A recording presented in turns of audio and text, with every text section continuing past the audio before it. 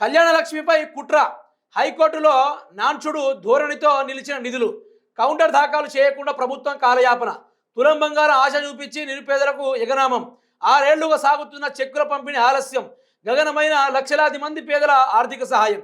కేసీఆర్ గారు పాపం ఆయన ఎంతో గొప్ప ఆలోచనతోటి కళ్ళ ముందు ఒక ఇల్లు కాలిపోతే ఆ కుటుంబాల్లో కూడా ఒక 40,000 50,000 కాలిపోతే కేసీఆర్ గారు దగ్గరుండి మరి ఆ కుటుంబానికి ఆయన చేయూతగా 70,000 రూపాయలు ఇచ్చి నీ బిడ్డని పెళ్లి చేయమని చెప్పేసి ఆనాడు 2014-15 సందర్భంలో జరిగిన ఒక ఇన్సిడెంట్కి తగ్గట్టుగానే ప్రతి పేదవాడు పెళ్లి చేసుకోవడానికి కళ్యాణ లక్ష్మి, షాదీ ముబారక్ అనే తీసుకొచ్చి ఈరోజు దానికి రావాల్సిన డబ్బులు అందించి కేసీఆర్ గారు విరుద్ధమైన పని చేస్తే కాంగ్రెస్ పార్టీ తులం బంగారాలు ఇస్తాం, తులం బంగారం, మేము తులం బంగారం ఇస్తే మీరు తొడుక్కోవడానికి మీ మెడలు మంచి పటిష్టంగా ఉండాలని చెప్పేసి మాట్లాడిన ఈ కాంగ్రెస్ ప్రభుత్వం తులం బంగారం కాదు కదా, ఇనుప కడ్డి కూడా ఇవ్వాలి ఇప్పటిదాకా.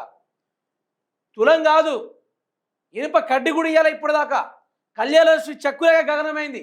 ఈరోజు పెళ్ళిళ్ళై పిల్లలు పుట్టి 6 ఏళ్ళు అయిన తర్వాత కూడా చెక్కులు రావడం లేదంటే కాంగ్రెస్ పార్టీ ఏ రేంజ్లో దోచుకుంటుందో అర్థం చేసుకోవాలి.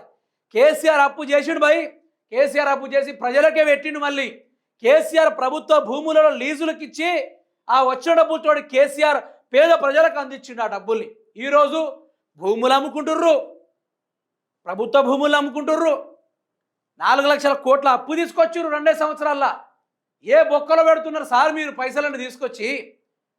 ఏ బొక్కలో పెడుతున్నారు? ఏం చేస్తున్నారు? ఈరోజు తెలంగాణ ప్రాంతం తల్లడిల్లుతూ ఉంటే, తెలంగాణ ఆగమవుతూ ఉంటే మీరేంది డ్రామా, మీ డ్రామా ఏంది, మీ కొత్తదేంది, మీ కథలేంది అని చెప్పి ప్రజలు అడుగుతూ ఉన్నారు. కళ్యాణ లక్ష్మి కథ ఏంది, కళ్యాణ లక్ష్మి సంగతి ఏంది, దీని గురించి ఏమన్నా మాట్లాడినవా? సీఎం రేవంత్ రెడ్డి గారు మాట్లాడరాదు, మనకి అసోని మాటలే మనకు రాదు.